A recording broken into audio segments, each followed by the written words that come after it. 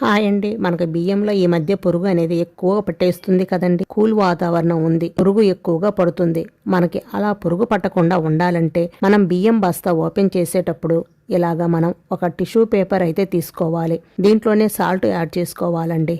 ఇంత అంత అని ఏమీ లేదండి. జస్ట్ 1 టేబుల్ స్పూన్ వేసుకొని ఒక 1/2 టీ స్పూన్ పసుపు వేసుకుందాం. ఇందులోనే ఒక 3-4 లవంగాలు కూడా వేసుకోండి.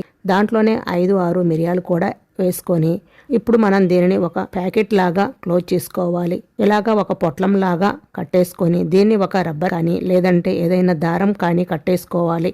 ఇది ఊడిపోకుండా ఇవి బియ్యంలో పడకూడదు. బియ్యంలో పడకుండా ఇలా పెట్టేసుకొని ఇప్పుడు ఇలా కట్టుకున్నది ఇప్పుడు బియ్యంలో ఇలా మధ్యలో పెట్టేసుకోవాలండి.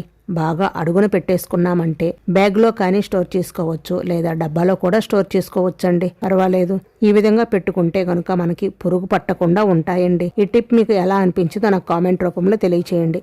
వీడియో నచ్చితే లైక్, షేర్, సబ్స్క్రైబ్ చేసుకోండి. Thank you.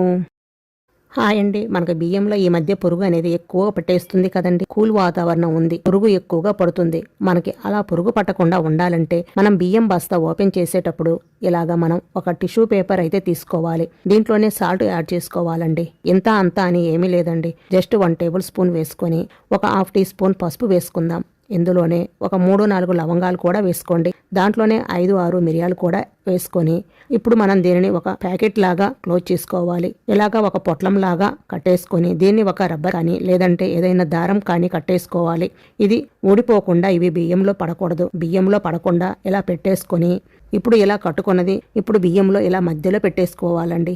బాగా అడుగున పెట్టేసుకున్నామంటే బ్యాగ్లో కానీ స్టోర్ చేసుకోవచ్చు, లేదా డబ్బాలో కూడా స్టోర్ చేసుకోవచ్చండి. పర్వాలేదు. ఈ విధంగా పెట్టుకుంటే కనుక మనకి పురుగు పట్టకుండా ఉంటాయండి. ఈ టిప్ మీకు ఎలా అనిపించిందో నాకు కామెంట్ రూపంలో తెలియచేయండి. వీడియో నచ్చితే లైక్, షేర్, సబ్స్క్రైబ్ చేసుకోండి. Thank you.